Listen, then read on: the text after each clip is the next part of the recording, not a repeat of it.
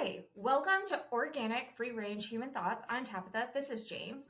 And just as a warning, there is some strong language used on this podcast where we talk about business with a dark humor in a whole new range. So if strong language isn't for you, well, you can kindly go off and have a great day. The fun of trying to get monetized. So everything's on fire. Everything's on fire, apparently, all across the everywhere. No, I even heard from a friend in France that they had had terrible wildfires and that she was, just there was a huge amount of smoke. And so they were having to hunker down and without the benefit of air conditioning, which is always exciting.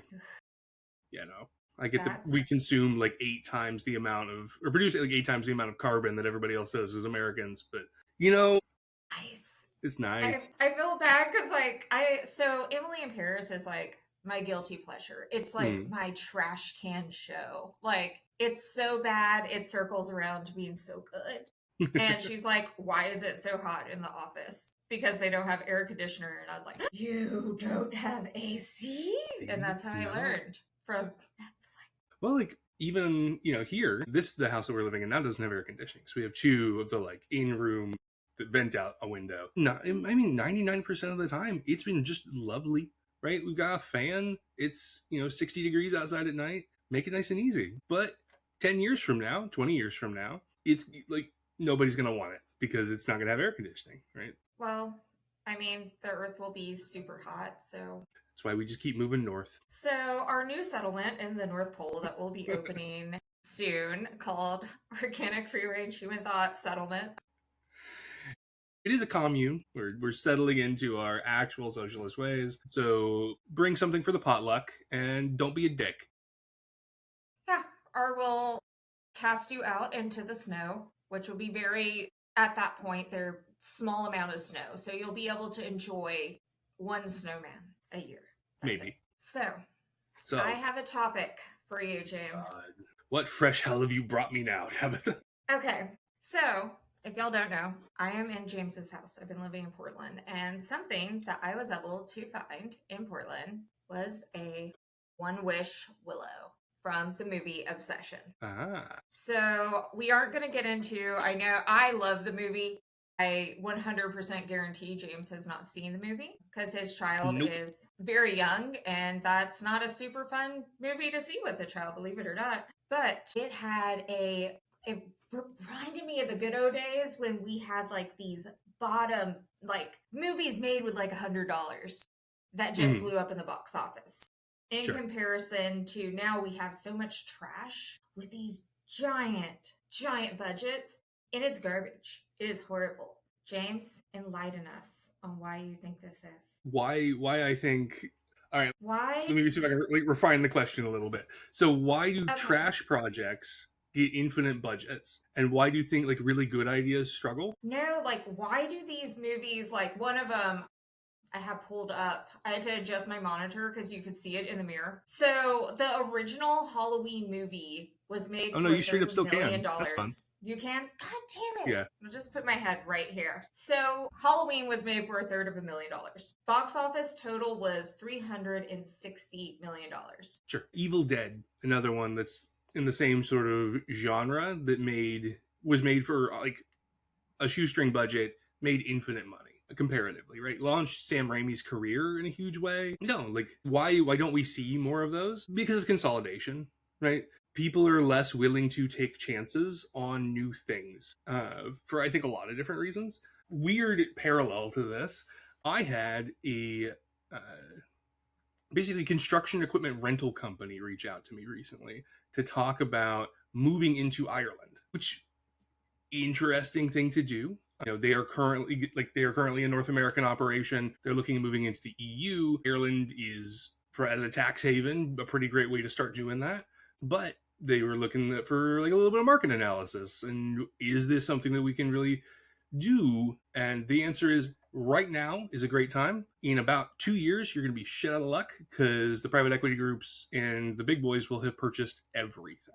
So there's just been a huge amount of consolidation across pretty much every industry. 1 or 2 gigantic players, there's maybe 3 or 4 middling ones, and then there's like the podunk shops that exist essentially to get bought at some point when they get too successful. That's just the private equity play. And so I think that mindset has extended into creative stuff in a big way. You make a Marvel movie and it costs you $1 billion.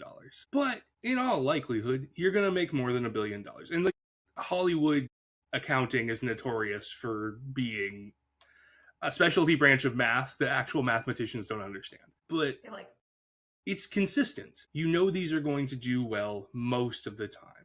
And well enough that making the next one makes sense. Spider-Man's coming out. I'm not going to probably see it until it's on something I can stream, but it's a consistent play. Whereas you look at something like an adult movie I actually saw recently, The Backrooms, which was amazing because like was raised by the internet, and I remember this being a thing like on 4chan way back in the day. And the idea of like liminal spaces and all these kind of things. No, like that has already made infinite money, because it was made for not a ton and was super awesome. And I think was A24 is it was one of the studios that's doing that. Yeah. There's a few of them, but that are looking for interesting ideas. Yeah, I think that there's if you have a lot of money, you want to continue to make a lot of money. And there are consistent ways to do that price out other fun, interesting ways of doing things. Well, and here's a whole other one, right? Like getting in as a small shop consultant into any sort of Fortune level company, almost impossible, right? You got to know somebody who knows somebody at the very least, which is why they always go to the big four, right? It's easy to get Deloitte through procurement. You don't have to answer any questions because it's fucking Deloitte, and away you go. Whereas there are more interesting ways of doing things. There are much more effective ways of doing things. And you're never going to see them because you're not interested in the creative part of it. You're just doing the thing, right? That's easy. I feel like because Backrooms and Obsessions kind of dropped at the same time. They're both super low budget, not super famous directors, not super famous cast. Like everything is kind of unknown and low budget. It really showcased this movement of kind of betting on the unknown and doing things in a new way and seeing it pay off. And I feel like that's why people are just so blown away, because it's both concepts. Like I want to say they had he's the director of Backrooms, has been producing stuff like that on YouTube. And so it's still unproven though. You know what I mean? Like they couldn't be like, this is going to blow up. It's going to be amazing. Everybody will love it. But I feel like this is the first time in so long we shouldn't be craving something fresh this badly. Like I love Pedro Pascal. I think he's a great actor. Holy shit, am I tired of his face? Like, I mean, if you're listening to this, Pedro, hit the DMs. But we would love to talk to you. Could be on the podcast. But not just talk. But he's in literally like every movie that I saw last year. He was in it. Like every movie. I have no idea how that math works. Like, when are you sleeping? Between paychecks, apparently. Well, then he wasn't sleeping. Yeah, like I understand being like he draws people into the box office, but it's like, when do you create this wall where then you can't have new talent enter? Like right now, I guess that's also the same thing with, what is his name? Jacob Elordi. I'm like, when am I can't see him as anything other than the Kissing Booth child from Netflix. Horrible movie. If you can erase it from your brain, I suggest everybody try it. But he's in everything now. Like, my lord. Like, I turned on the TV for a fraction of a second and there was a trailer with him in it, and I was like. And there is some sort of mental arithmetic that folks are doing around that, right? And I want to be clear, I don't blame actors for when they are hot making all of the money possible, because it is not going to last forever, right? There was a hot minute where David Tennant and Benedict Cumberbatch had their moment in the sun, and they were raking it in, and God bless them, because it's not everybody gets to be Ian McKellen, right? Yeah, where you're going to continue to work properly well into your 90s, right? And so yeah, dude, take advantage of it when you can. But it does, like you're saying, lend itself to a mindset where the only thing that works well is a now hot actor or idea. Right? We've talked about that before. If there's a low barrier to entry, everybody does it. I'm so tired of superhero movies. Oh my god. Give me a vampire movie. Give me something new. Something else. Anything else. There's only so many times I can watch the Avengers destroy the Earth to save the Earth. let us die at this point. Just let us die. At least we'll have somewhere to live because y'all haven't destroyed New York for the 90th time. Like, Exactly. Well, and you're starting to see them come from weird places too, right? Like the internet is producing its own films now. Was it Markiplier and Iron Lung? I didn't see it because again, I have a child, and if it's not on Disney Plus, I'm not gonna see it unless she's like hanging out with grandma and grandpa. But I got to see the Backrooms. But yeah, like they're, I think, in the same way that people have consolidated in finance around AI, people have consolidated around the idea of everything has to be a unicorn, right? Everything has to do 100x, and that a cool movie or a cool idea can do 5 or 3 is not going to be enough for a tranche of people who make these sorts of things. let me see how much Obsession or Backrooms. Let's do Backrooms. Backrooms profit. Okay, modest budget of $2 million. 10. It has made Only like 3 sets. So yeah. I can believe that. Nope, it says budget. I guess I wonder if so a lot of that went into editing. Yeah. Well, and you know, because I it's can't remember. A24, so Yeah. they have a little bit. They have some meat on them, but it's made to date $394 million. Yeah, which I think So speaks to the value of originality. Like, it makes me think of the kids go into the woods and disappear. What? Blair Witch Project. Yeah, that one. Like how that just boom blew up. Made by kids at the film school at the University of Central Florida. Entertainingly enough, yeah, that was our big claim to fame for a long time. I would have that on the sign. Well, I knew a couple of kids in the film program, and that was a thing that everybody talked about. Was like, that's the big one for us, and which is super cool, right? Like, shot for no budget and managed to get big distribution. And I think that's another threshold piece, and a thing that I've been thinking about a lot with this like Irish construction rental company is you don't just have the cost of creation, you also have to think about the cost of distribution. How does the thing get to the people? So we talked about me writing a book and thinking about, all right, well, that's the first half.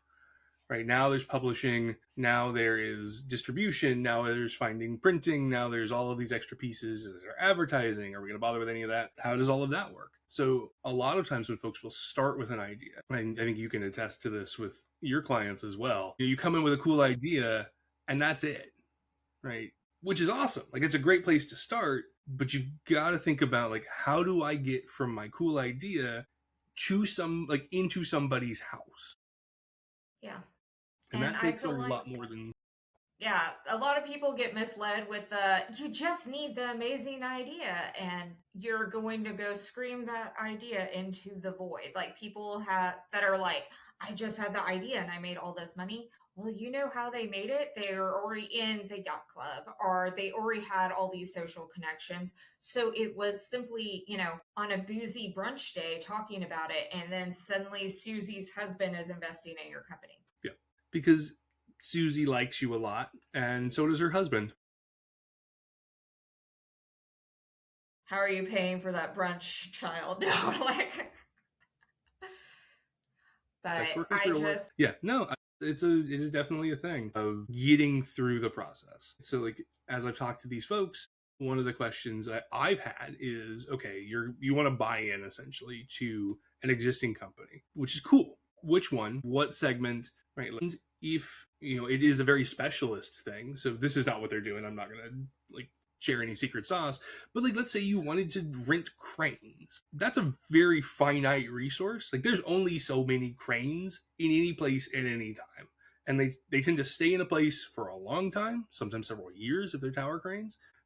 How do you build a model that will, one, make you some money, which is always the ideal state, and two, be sustainable for you in growth, right? Because eventually you're going to have to buy another crane. Eventually you're going to have to invest in manufacturing. Eventually you're going to have to pay somebody to help you get your book into the right format. And maybe you're going to want to write another one, right?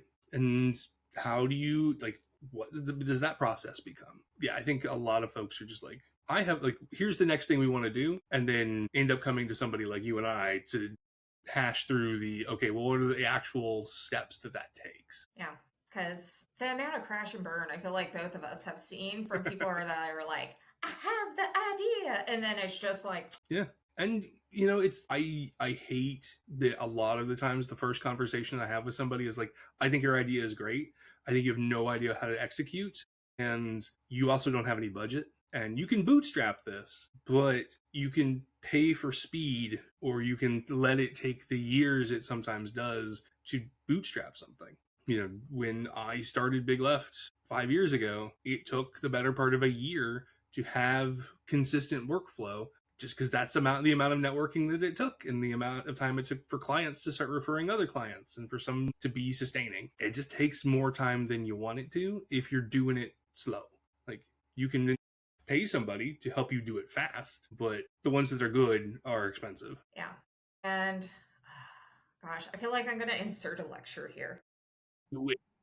Telling people when you're starting out and you're like, well, you shouldn't charge me that much because I'm just starting. That's a you problem. Yeah. So fuck yourself. Sorry. Glad we put the warning up front now. I'm speaking to one specific person on that front. Everyone else, I love you. Big hearts. But I really stand by that. Like, the idea of there is some like magic number, like if I were to go into Pizza Hut and I was like, hey, I just got my first job, how much is my pepperoni pizza? They would fucking laugh at me. Like, be like, you make more than we do. Like, the amount of spit in my pizza. And rightly so. Yeah. So bear that in mind. As we're discussing the budget, it is possible to bootstrap stuff. Like, yeah. I bootstrapped the fuck out of SlightLook, and that fucking sucked.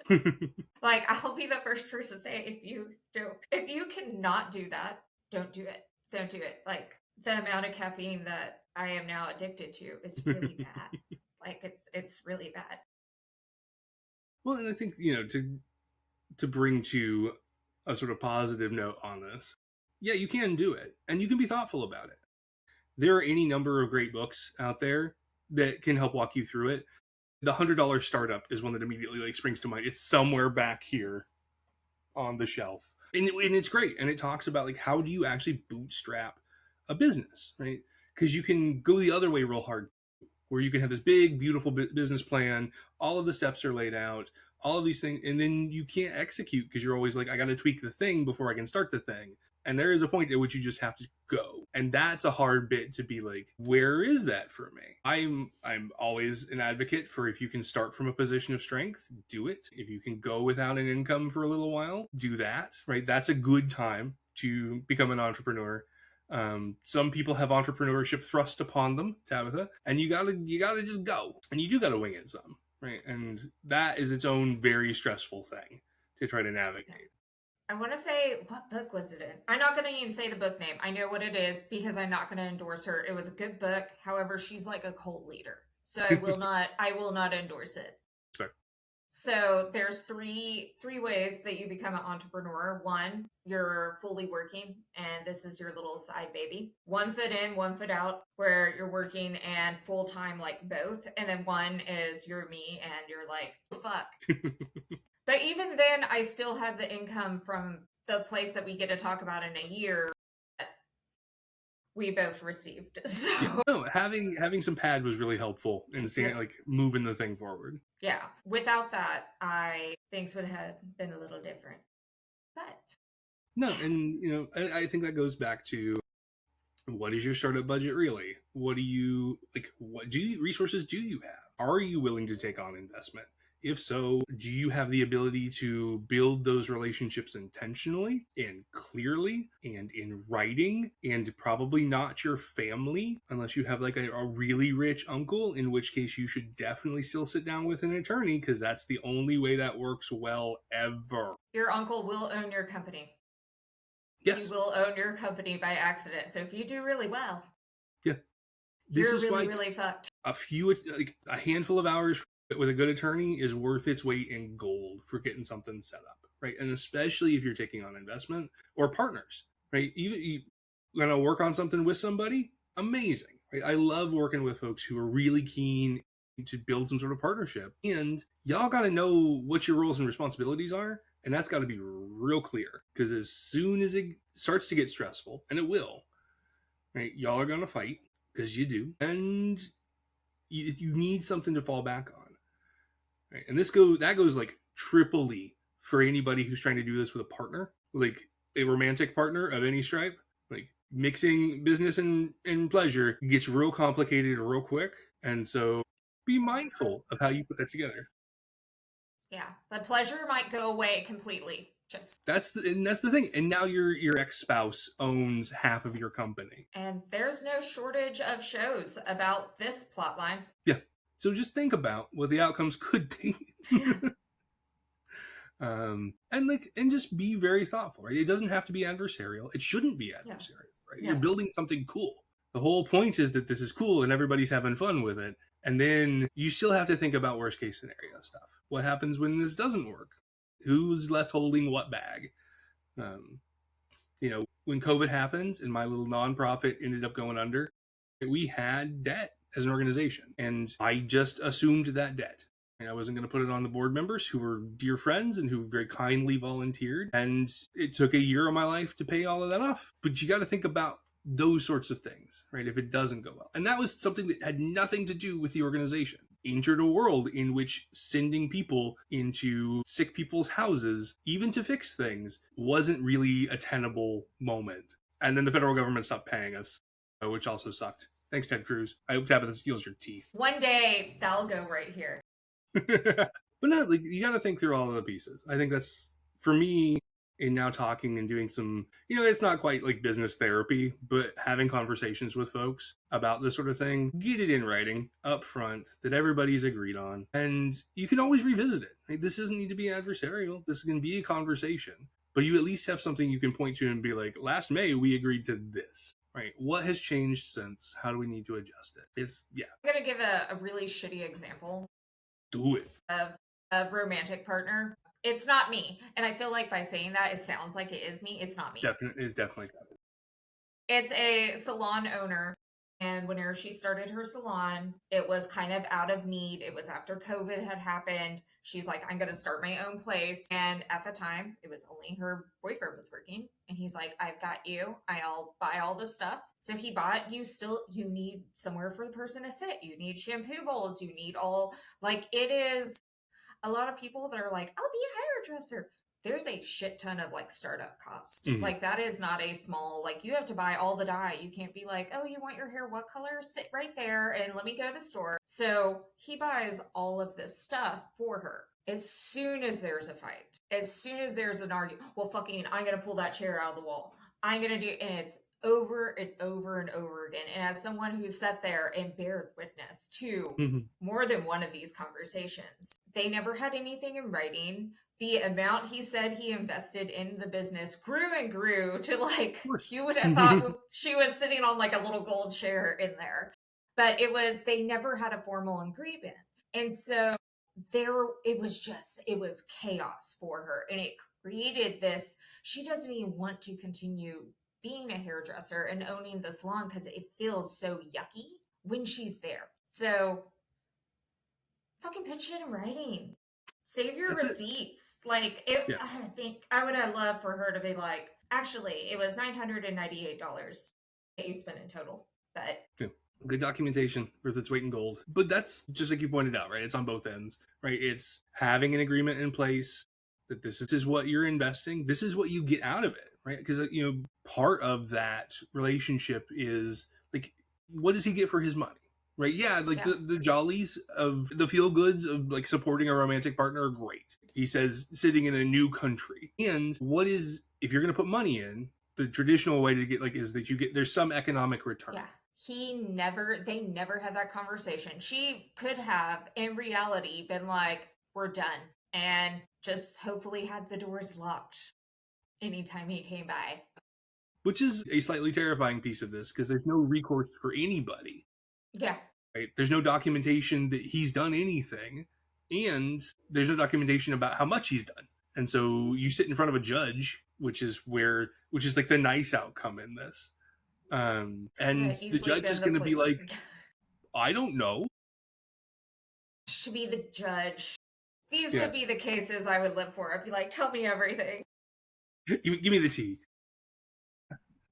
But no, what do you like? How do you do that in any way fairly without any information about what was agreed to or what the resources actually were? And again, this is not about not trusting somebody. You are trusting that person. You're trusting them not to be a dickhead the minute you've given them money, but it gives you a framework for having difficult conversations. This is what we agreed to. This is the timing that we agreed to do it in. This is what you're supposed to get. I've seen like romantic partner businesses work really well, right? And like kind of like your story, it was a hair salon, right? They took out a home equity loan. They were able to like build a real business, right? I think she's got 3 or 4 now, which is fantastic. And when we all sat down to talk about it at the beginning, it was very like, all right, here is this communal pot of money. It's owned by both of you, right? Here is the LLC agreement. This is your roles and responsibilities in this organization, right? She's the president, he's the vice president. They've got, he does basically nothing as part of the organization, but he owns half. And what does that mean, right? How does money come out of the business at the end of the day, right? She takes a cut per haircut like all of her stylists do, but because she's charging for chairs, there's a certain amount of like additional income to this business. And so where does profit go? How does it get allocated? How do they make decisions around who, like, is it time to open another shop, or are we gonna just hang for a minute and maybe invest this money into some sort of interest bearing account, right? So that we have some additional like just slush. But they really, I mean, they spent hours just hashing those details out before they got started. And so when the first one didn't go swimmingly like right off the bat, because they don't, right? They were like, oh, well, what's actually happening is that she's making essentially the same amount of money she was working for somebody else, and we're just going to draw down what we need for rent. It was like rent and electricity were the two big expenses. And like, oh, but we know how that money works, right? So we put her money back into that system, right? She took essentially no pay. And so they could grow that way until she had 3 or 4 stylists working for her and it was actually stood up and things were working better. Because as the owner, you don't make money on haircuts, you make money on the chairs. And then they could grow and grow and grow. But having that agreement and having taken all of that time to really hash it out, like at one point, she told me that it probably had saved their marriage because they would fight about it. And then we could go back to this document and be like, okay, but like, you're not actually supposed to be involved in this decision. You said you didn't want to be. Like, you can be, we can change this, but there is a process by which we change it, right?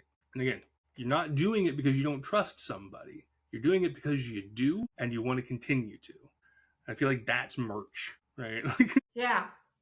I mean that's fucking golden rule. I feel like right there. Yeah. Shit. Yeah. Like that saving marriages, saving lives. I mean, fucking just do the paperwork. Yeah. Yeah. Tira and I are, because of the way medicine works up here, like she's now the proud owner of her own little company, and it's owned by a company that both of us own, and we are spending that time building an operating agreement to be like, all right, a quantity of money comes in from me, a quantity of money comes in from you. Some of it we got to live on, some of it we want to do other things with. How do we make those decisions, right, in a day-to-day sort of way, right? What amount of risk are we willing to take, right? I'm not, you can go out and buy all the Dogecoin you want, but like that's probably not a great thing to do with money you may want to live on. Don't do also that. Merch. No. You could buy our merch. Our merch will be infinitely more valuable than Dogecoin all the time. This brings us right back to Soul Coin. No. Yeah. One human soul. But yeah, no, I do really do think that just having those conversations, whether it's a romantic partner, whether it's another business partner, really knowing what's going on, who owns what for responsibilities, who's expecting what quantity of money when, right? Being really upfront. And I'll freely admit, like, this is a thing I learned watching my uncles work together.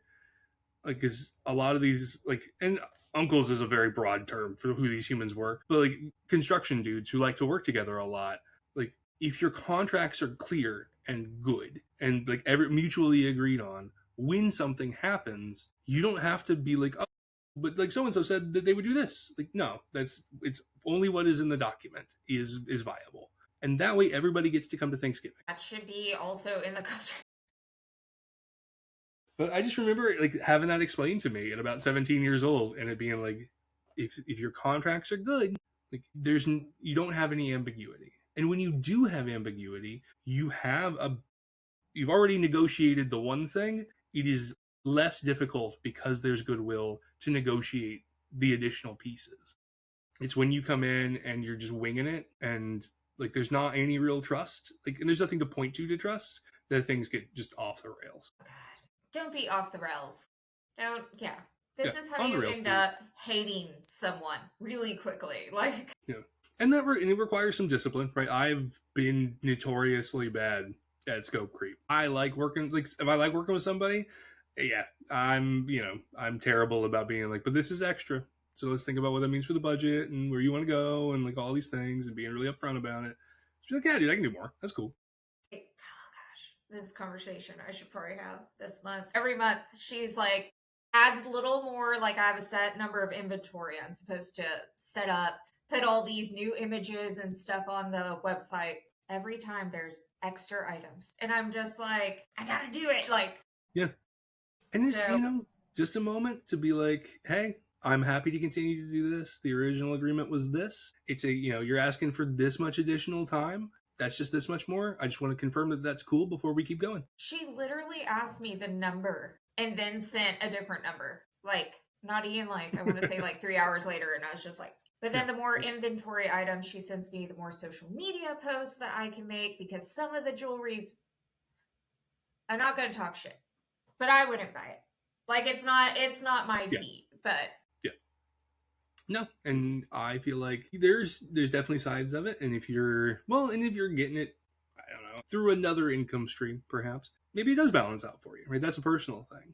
For me now, especially, I am trying to be much stricter about how I'm billing for my time. And again, not in an adversarial way, just in like, if you want more, there is more. Like, I'm happy to do more for more, but there is no more for the same. Me, I'll do it for my birthday. I'll be like, my gift to me. I'll be like, do the thing. Rip off the Band-Aid, yell at a client. It's always good.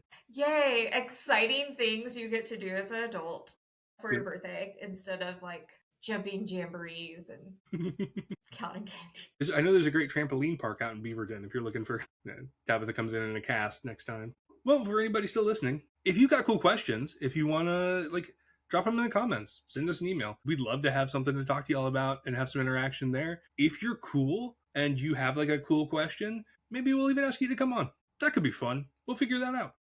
But yeah, hit us up, yo. Yes. Especially if you're the, merchant marine person that commented. Man, I want to hear stories. There's a merchant marine kid? Oh, there was a merchant marine person that was like, he was talking about like anarchy on the ship during our shipwreck podcast. And I was like, I need to know all the things. Straight up, dude. Like, let's have a chat. Yeah. Like, we need you. Yeah. Cool. We out.